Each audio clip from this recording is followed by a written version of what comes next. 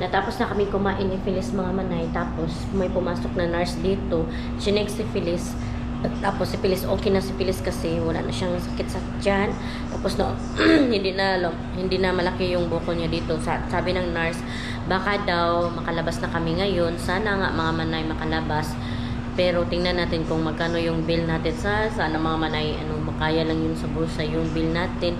At thank you so much pala kay Mami MD kasi andyan siya na sumusuporta sa akin kahit alam ko na busy ka din dyan. Maraming mga ginagawa mo pero may time ka talaga sa amin na suportahan at iniisip mo talaga yung mga kalagayan namin dito. So thank you so much Mami MD. More blessings at ingat ka palagi lalo na sa health mo. So yun mga manay, hinihintay pa namin yung go signal nila kung uuwi na ba kami or bukas pa, ganun. At saka titingnan natin yung bill kung magkano yung bill natin. So hello mga manay, good news kasi makalabas na kami ni Phyllis. Sabi ng nurse ay magpasa pa daw kami ng MDR. Tapos chinat ko pa si Phyllis, sabi niya ay maghintay lang daw ako kasi magsisend pa daw siya. So yan, ayan si Phyllis mga manay, gilaay na siya mga manay, na-bored na siya dito. Gusto na siya talagang umuwi kasi okay na din siya. So yan, makauwi na tayo sa bahay. Finally mga manay. At saka na din ako, nag-packing na ako sa mga gamit. Nag-packing na, nag-ayos na ako sa mga gamit mga manay. Kunti lang naman yung ayusin dito kasi kunti lang yung mga gamit na dinala namin. Ayun o, kunti lang. So, ito lang naman yung gamit namin. Ayan. Dali lang naman ito siya mga manay. Saan din na nilagyan yung mga paglalagyan nito. Tapos ito yung labahin. Ito lang yung ni Phyllis, damit na labunon. So, ito na. Ito. Tapos natin ito sa basurahan. Ha, so na Phyllis umuwi talaga mga manay. Na okay na kasi siya. Thank you Lord. Kasi okay na siya. Yan. Hi. So, hiya siya mga manay. Hi. So, yan. Ayan, parang yun natin itong ilaw para makasave ng kurente. Hello mga manay, nakauwi na pala kami dito sa bahay. Nagkagulo dito sa loob kanina mga manay kasi nakapasok pala si Dindi dito tapos naghalongkay na naman siya ng mga gamit. Buti na lang mga manay, wala na importanteng bagay. So yan, akala ko sinong nakapasok dito, ba't ang gulo-gulo. Tapos si Ate Piana ay natulog pa kasi si Mr. super aga na pumunta ng naliyagan. Tapos si Dindi super aga din na pumasok dito. So talaga yung special child na yan mga manay. Iwan ko kung paano yan solusyonan kasi yung mama niya parang walang pakialam ba. So wala kaming magagawa kasi special child nga. So ito yung resita ni Phyllis mga manay, take home namin. So ayun, magligpit pa ako dito mga manay. Ito yung galing sa hospital. Ito yung mga sinampay na tuyo na tapos nilagay ni Mr. Jan. Tapos ito yung mga resita mga manay, yan, mga antibiotic. So ngayon ay magluto pa ako ng isda karito para ulam. Ito yung antibiotic mga manay na bibilhin. Ang dami, oh Diyos ko Lord. Mahal daw to kasi antibiotic. Iwan ko kung magkano to. Ay naku buhay. Ganito talaga mga manay. So laban lang tayo mga inahan sa kanunay. 7 days man ata to siya. 4 days. 5 days. Ayun 7 days. So yan sana ay okay na si Phyllis. Ayan si Phyllis mga manay. So tayo. Mayroon ding take home na ito natira na to siya, vitamin sa ata. Ayan. So magluto muna ako ng ulam mga manay. Magprito na ako ng isda para madali kasi ando na, nilagay ko na pinabugnaw ko na kasi matigas pa siya. Ayan mga manay, matigas pa yan siya. So ngayon maglilinis lang muna ako dito sa bahay. Tapusin ko muna kasi kanina nag-start na ako maglinis kasi nga nagkagulo pagdating ko. So ngayon ay maglilinis na ako mga manay. So hello mga manay, bumili pala ako ng gamot ni Phyllis kanina. Ayan mga manay, ito tsaka ito mga manay. Ayan, mga antibiotic to mga manay. At bumili din ako ng vitamins ni Phyllis. Ayan. So kailangan na talaga nating pangalagaan at ingatan yung mga anak natin para hindi na magpabalik-balik sa ospital Kasi hirap talaga magkasakit mga manay. Yung antibiotic, ganito lang siya ha. Ganyan lang yung forma mga manay. Meron akong dating ano niya to, vitamins niya dito hindi pa na hindi na ubos sa hospital to galing. Tapos ganito lang yun kaliit, pero umabot na ito ng 1,000 mahigit. Ito lang sila dalawa. So ganyan lang kaliit pero super mahal na, kaya bawal magkasakit talaga mga manay. So ngayon magluluto ako ng isda, magpreprito lang siguro ako ng isda mga manay para madali lang yung natin preparation, kasi ipaano ko pa si Pilis ipatake ng gamot. Hello mga manay, good morning. Kakauwi lang namin galing pagsamba, tapos burn out ngayon mga manay dito sa amin. Wait lang muna ha, open natin tong door para malinaw. Ayan, so, burn out ito sa amin mga manay. Linggo kasi ngayon, so galing kami sa pagsamba. Nagsamba kami ni Ate Fiana kaninang alas 6, tapos ang uwian ay alas 7. So ngayon nagluluto ako dito mga manay kasi walang kuryente ngayon. 6 to 6 ang burn out, ang schedule. So dito tayo magluluto. Walang rice cooker ngayon mga manay kasi nga wala tayong kuryente. So magluto muna ako. Gusto ko yung magluto-luto dito. Namiss ko yung magluto-luto dito sa bahay. At sa Salde pala mga manay ay wala pa mga manay. Andun kasi siya sa Naliaga, nag-duty ba? Kasi ano nila kada pag may naliyagan kasi mga manay, ang mga main in uniform ay nagjo-duty doon sa naliyagan.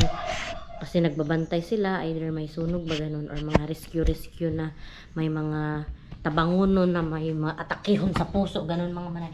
Hindi lang kasi pang sunog yung bumbero mga manay, pwede din kasi sila sa pag may maatakihon sa puso or may mga gulo, ganun mga manay. Pwede din sila sa ganun, hindi lang sa sunog lang sila, pwede din sila sa baha, ganun mga manay. Rescue din kasi sila, hindi lang sa sunog. Kahit kasi sabi ng iba na hayahay daw ang bumbero, hindi mga manay, kasi lahat ng rescue ay i-rescue talaga nila. Ganyan ang trabaho nila. So yun, magluto tayo mga, kaya nga nandun sila kasi kapag baka may atakihin sa puso, kaya nagko-collapse, andun sila. Hindi lang sunog yung binabantayan nila So yun, magluto na tayo. Itakang na nato ni sa gasol kay wala tayong kuryente. Ganito sa amin mga manay, palaging nag-burn out. Ay, schedule lang yung burn out, minsan linggo, minsan sabado. Tapos 6 to 6 12 hours talaga yung schedule ng burn out. So kailangan talaga kapag mag-burn out, mayroon kayong backup phone, or hindi backup phone, may power bank. Puti na may power bank ako. Kaya yun. At saka yung camera ko mga manay ay chinards ko naman. Kaya nakapag-vlog tayo ngayon. So yun ang mga manay, nakalagay na tayo dito ng ating rice, ng na rice. Tapos yung ulamin natin ngayon ay tortang talong mga manay. So iihaw ko yung talong, ayan, ito para ulamin natin. Yung bigay ng aking tita na galing sa bukid. Lata naman siya padalo na siya kalata mga, ang bilis niya nalata So kailangan talaga pag meron kang gulay, lutuin agad para hindi masayang ba. Ayan, lutuin natin to. Itortang talong. Nadaot siya So wala na siya, wala na yan. Kauli ka to si Salin, madaot din Ito na lang tatlo. Mga manay. So iano natin to, isugba. Tapos bili ako ng itlog. Hindi pa ako kapag merkado mga manay, kasi nga andun tayo sa hospital. Ay pilis wala. Tuwa din ako siga. Ayan, sinindihan ko ng posporo mga manay. So isugba natin ito. Tapos panitan na naman. Tapos i-mix sa itlog.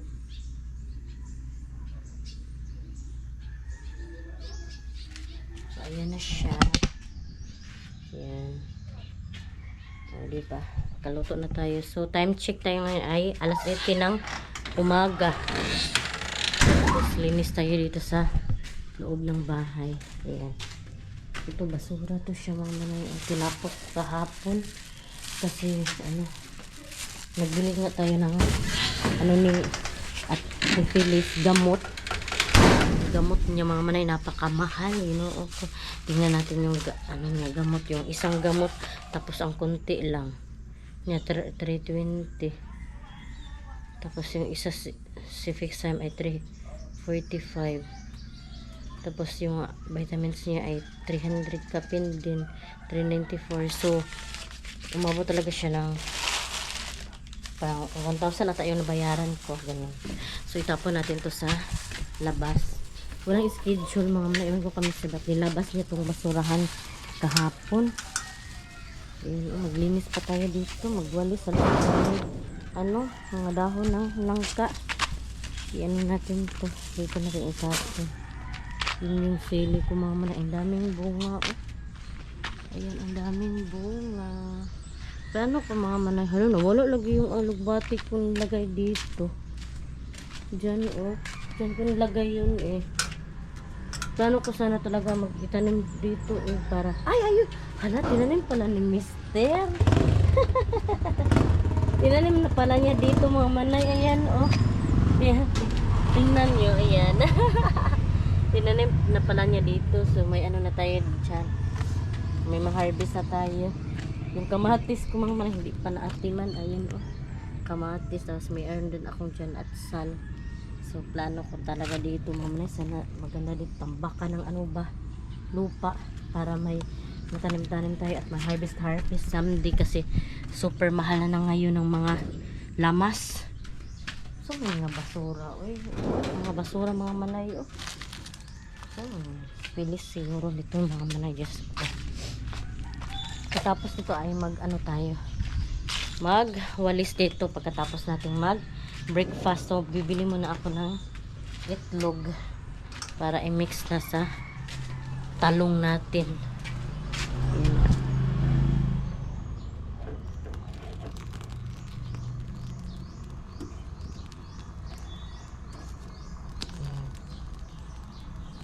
Bili muna ako ng itlog mga manay. Wala pa naman si Auntie Nining kasi sumamba din siya. Nagsimba din siya. Katoliko din si Ate Nining at kami iba din yung religion namin. Ito pala yung schedule ng gamot ni Phyllis mga manay. Ito yung sinasabi ko sa inyo na super liit. Parang isang araw lang siya. Tapos 320 siya isang araw. So 5 days siya i-take. 7 ml siya sa unang araw. Tapos kapag 4 na araw na ay 3.5 ml. Super liit talaga siya mga manay. Ayan tingnan nyo. Tapos magbili ako nito ng 5 piraso o 5 bato. So 320 times 5 ay nasa 1.6. Super mahal ang gamot niya talaga. Ayan. So ito din yung isa. Tapos ito yung vitamins niya. Bian! Maragula si Auntie Nining kanisimba. Dito kay Laami. Close? Dito ilakuan. Dito sa unahan. 2 ka itlog. Inutusan ko sa Ate Fiana mama na magbili ng itlog. Hindi pa kasi ako nakapagmerkado. Buksan ko tong bintana. Tapos maglinis tayo dito sa kwarto mga manay. Hindi kasi ako kahapon mga manay kasi napagod ako ba. Gusto ko magpahinga. Hindi ako dito nakapaglinis sa kwarto. Binagyo kahapon mga manay. O si Mister talaga maiwan mga manay. Walang ang bahay. Buksan natin para maliwanag ba. Maliwanag. Tapos yung pag-open natin ay walang view kasi nga close pa dyan mga manay. Kasi yan yung dating namin. Yan yung dating wall namin. Ito yung dating namin dingding. Ayan yung screen. Ito ay sponsor ni Mami MD. Yan. Thank you Mami MD. So maglinis pa ako dito. Hindi ko muna ipakikita sa inyo. Baka i-bash na naman ako ninyo na ang gulo ng kwarto ko.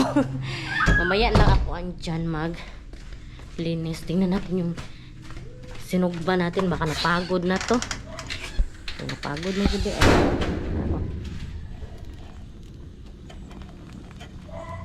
Okay ramang pud ni siya mga manay kay panitan naman na nato.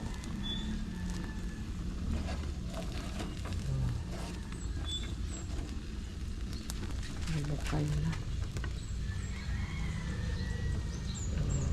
Pag magbukal na siya ay pahinaan natin yung tubig pa tubig ilaw para yung apoy ilaw naman hinuon apoy para hindi mapagod yung rice. Pagkatapos nito mga manay ay panitan natin tapos i-mix sa itlog. Tutulong daw si Phyllis sa akin mga manay. Kanina ang inutusan ko sa ayaw na ay lagi na kadili ni mo ma-mix kanira oh. Ito yung mga pinaano dyan lang kanira tapos ko dito ko ankaw tinidor. Tapos ibuka ang ayaw diha ibuka ang itlog diri kabalo so yun kabalo ka very good biya kus gapod sige kana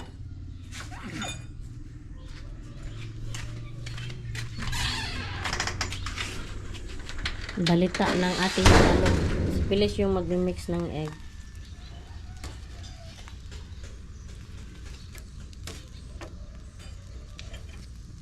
Taro nga ha, kung ano talaing itlog.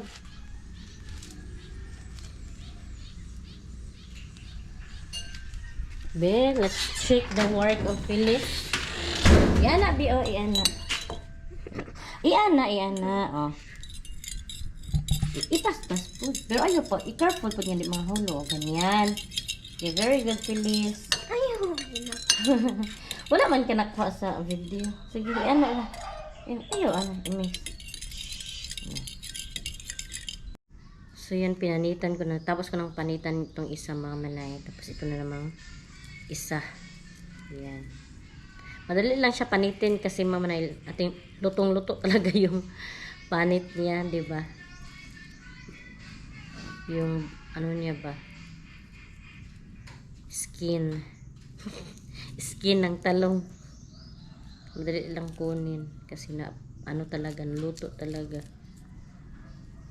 Pagkatapos ating panitin ay ano natin i-mix ko na lang siya sa itlog mga manay, hindi ko na lang gawing torta para na siyang ano ba kasama na siya sa scramble egg.